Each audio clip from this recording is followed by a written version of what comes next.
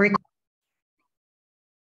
Morning, this is Dr. Rutledge from the beach in Tijuana.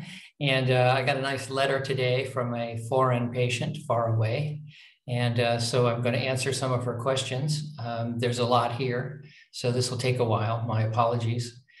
But there's a lot of good questions, and I'll try and summarize some of these. But I'm going to switch over to the screen that has their questions on it. And as we go through it, I'll kind of highlight and talk about some of that. So here we go.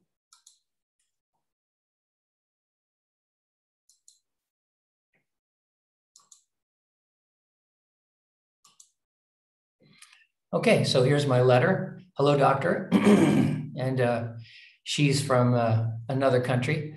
And she says, I'm living in Belgium. I don't speak English, but she had some questions about the MGB. So we'll go through some of them. Is bile reflux still symptomatic and is damage visible on gastroscopy after the MGB? So bile reflux is a big question. And when I first presented the operation, everybody said, all your patients will have bile reflux.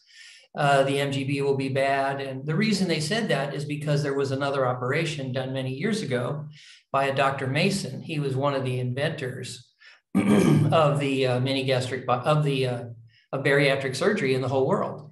He was one of the first people to do operations for obesity, and he received a lot of criticism and a lot of accolades because he did it. But one of the first things he did was something called a gastric bypass, but it used a loop like mine, but he put the loop next to the esophagus. And soon those patients had crippling bile reflux, and the operations all were reversed. And the general surgeons starting in the 60s began to say that a bile reflux was a crippling problem from anyone who would try to do a gastric bypass or weight loss surgery using a loop, which of course we now know is wrong. But when I first presented this operation in 2000, dozens and dozens and dozens of surgeons got up to criticize me and make various claims. They said everyone will get bile reflux, everyone will get gastric cancer, everyone will not lose weight. And there were a lot of other things, all of which turns out they were wrong and I was right. And many of them, particularly in America, still can't get over the fact that they were wrong. And so in America, maybe the last country on earth other than Antarctica, still not offering the MGB broadly. And so here's the question. Bile reflux can occur, but normally bile reflux is back into your stomach every day with every few hours. And the problem has been shown in studies back in the 1940s and 50s is that bile in the stomach is not a problem if it goes in and washes back out. That's what the scintigraphy studies show. Now, there is some conflicting data in which there are surgeons doing the MGB who have trouble with bile reflux. They've published papers on this. They've operated on people because of bile reflux. And we're going to get to a topic of why we see this paradoxical data in my patients. For example, I'm going to talk about my patients in bile reflux and many other good surgeons doing the MGB in the technique I recommend and treating and recommending post-operative management the way I recommend. And we've had other surgeons publish, and they're good, honorable surgeons. They've said they've had terrible complications and problems from the bile reflux after the MGB. So we have kind of this paradox in that we have thousands and thousands of patients, and in my case, followed for up to 20 years, doing fine. And then we have other intermittent reports from surgeons, often not trained by me, or trained by me, and then they modified the operation to their own taste, and they have had problems with bile reflux. And so we might wonder why that is. And I would say it's because I do it right. So the operation we know done like the technique of Mason can lead to bile reflux. On the other hand, the techniques that I use in the operation in the post-operative management seems to result in long-term low incidence of bile reflux. And we'll come back to this topic a little bit later. But what we're saying here is that I believe, and we have published in hundreds of articles now in tens of thousands of patients for up to 20 years of follow-up, that bile reflux is rarely a problem after MGB. And if it is a problem, it can be traced back to two problems. The bile reflux issues either occur because of technical errors by the surgeons at the time of surgery or due to postoperative management issues. Now, you could say, well, Dr. Rutledge is the inventor of the MGB and he's biased, which is true. You know, it's like if I ask you about your children, more likely you're going to say your child is a good person. And I'll say, well, didn't he steal a car? You say, well, yes, but he's really a good kid. So I'm biased in my presentation and I recognize that bias. So I would recommend that there's something new that you can do, something that is not available even 10 or 20 years ago. And that is you can talk to 1,000 or 2,000 or even up to 5,000 of my patients online today. So for example, you could turn off the video now, and instead of listening to me, you could go and talk to thousands of MGB patients, hundreds of whom are more than 10, 15, or even 20 years after their surgery, and ask if they're having troubles or problems with the MGB, with bile reflux. And what I think you'll find is there is very rare problems of bile reflux unless patients violate some principles which they learn soon after the operation. For example, if you eat a big dinner, you're likely to get bile reflux because the example I use when you go to the grocery store, if you have a 2-quart or 2-liter container and you try to put 3 quarts in it, it'll bubble back over the top. And that's kind of bile reflux. So some surgeons and some patients can't quite understand this, and they create an operation that causes bile reflux, or the patients are inadequately educated and they don't realize that they can't eat a big dinner. If they eat a smaller dinner or eat more slowly, often that is the cause of bile reflux.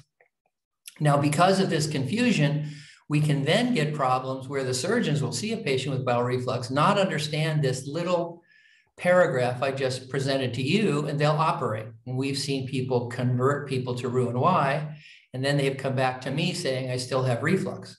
So that's a sad and unfortunate situation. But in short, this is a complicated topic.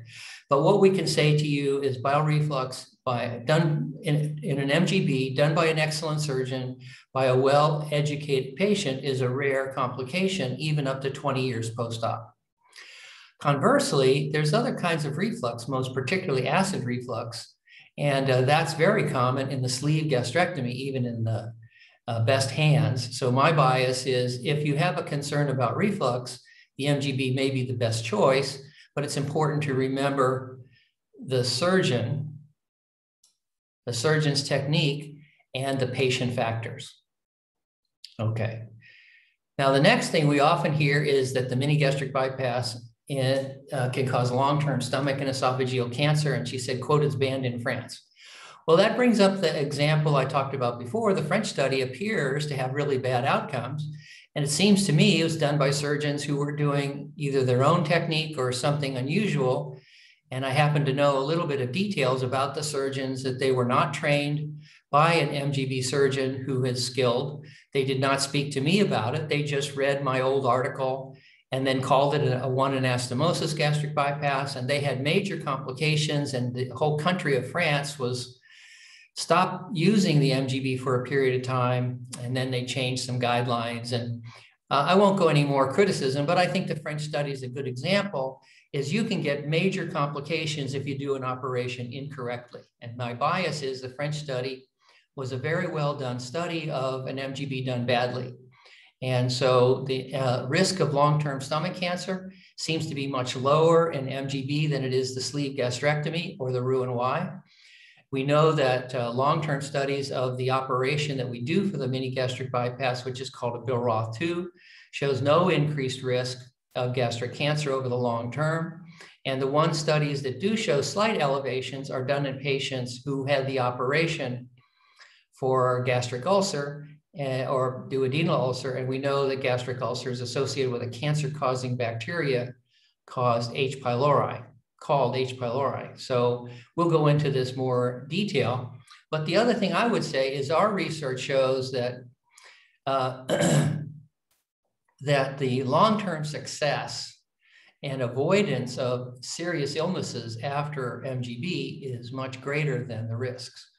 Obviously, everyone faces risks of all kinds of things, but the MGB seems to decrease illness-associated diseases, and we think overall it's the best operation for patients. Our patients under the age of 30 good candidates for the operation. And so again, we would point out there are dangers long-term for people under the age of 30 of obesity, other bariatric surgery in particular, like the sleeve, the lap band, the biliopancreatic diversion. And so in my opinion, and again, you can talk to patients who've had the operation for up to 20 years, that nothing is perfect forever, but the MGB, in my opinion, is best. And there's more I could talk about that, but we'll go on because I only have limited amount of time. Is pregnancy not contraindicated? So basically my study, I looked at patients who had pregnancy before and after the MGB, and in short, the complications of mini gastric bypass pregnancy was lower after the mini gastric bypass than those who had pregnancies before. So my bias is that you're much more likely to have a safe and healthy child if you have a pregnancy after MGB. Now, in every pregnancy, there are precautions that must be taken, and I won't go into all those at the present time, but overall, the health benefits of the MGB appear to make for a safer pregnancy than having it without the MGB. The next question here that she sent is, should she take a gastric protector, or we would call a PPI, for the rest of her life? Okay, one thing is the long-term use of omeprazole and other PPIs seem to be associated with the increased risks, including gastric cancer. The other thing is it's usually given to protect against gastric ulcers. And here we have a lot of complex topics that I won't spend too much time on, but the number one infectious disease that causes gastric cancer is Helicobacter pylori, and that's associated with an increased intake of meat, eggs, and dairy, leading to H. pylori infection and gastric cancer. And what we think is that by modifying your diet as forced by the MGB, you're going to have a lower incidence of gastric cancer. The other things we know is ulcers, gastritis, and esophagitis are high in non-MGB patients around the world. So esophagitis and gastritis are common, and we know that meat has been shown and other dietary issues to be associated with that. And we also know that in the sleeve and Roux-en-Y, esophagitis is common and a major problem, leading to a high incidence of revisions after the sleeve. The other thing is marginal ulcers seem to be one of the main problems leading to the gastritis after MGB. And again, if you look at my results and our patients on Facebook, who can talk to, again, up to 4,000 or 5,000 people, marginal ulcers are very uncommon. And it's related in part to dietary management, postoperative management, and to the surgeon, that is the surgical technique. Another question she asked is about a referral. She asked about a specific doctor. And basically, I'd like to say, I spent the last 10 years traveling the world teaching MGB, and I think I've been successful. On the other hand, I don't have any control over the other surgeons, many of whom are now adopting the MGB, but they're adopting it in ways that are similar to what I have done, but oftentimes not exactly. So what I would say is I welcome their modifications. I'm suspicious that their modifications might be harmful because we know at least some surgeons who have modified the MGB are reporting bad results. MGB is now the fastest growing bariatric surgery in the world, and many good friends are using the MGB, but they've adopted their own versions. Okay, so again, think of the French study. Okay, they claimed their operation was an OAGB and referred to my paper, but they specifically had no training with me or other MGB surgeons doing it in the technique that I created. So we see non-MGB surgeons and bad outcomes, okay? I'm now working with Dr. Ilan, and we offer the MGB and original technique, and we are happy to certify other surgeons in offering the original technique. But in short, we believe bad MGBs by non-MGB surgeons can lead to a twisted pouch, a narrow pouch, a short bypass, limb length, low blood connections, and other problems that lead to bad outcomes. In short, I'm happy to talk about this in more detail, but bad MGBs lead to bad outcomes. In case of problems, is it advisable to convert the omega into a Y or into normal anatomy? Okay. Most important is to have a competent, skilled MGB first and later. I would say that MGB is easy to convert. That's one of its big advantages, but in my experience, it's rarely needed. And if you have a surgeon recommending conversion, my bias is you might want to talk to me first. It's a somewhat more complicated topic, but I have never done a Roux-en-Y for any of my 6,000 plus MGB patients. I've never recommended a Roux-en-Y, and my bias is that it's not a bad thing, and other surgeons can disagree with me. But anyways, I can go into more detail on that. So that's a brief review of answering that nice lady's question. I wish her all the best, and we'll go ahead and stop the video there.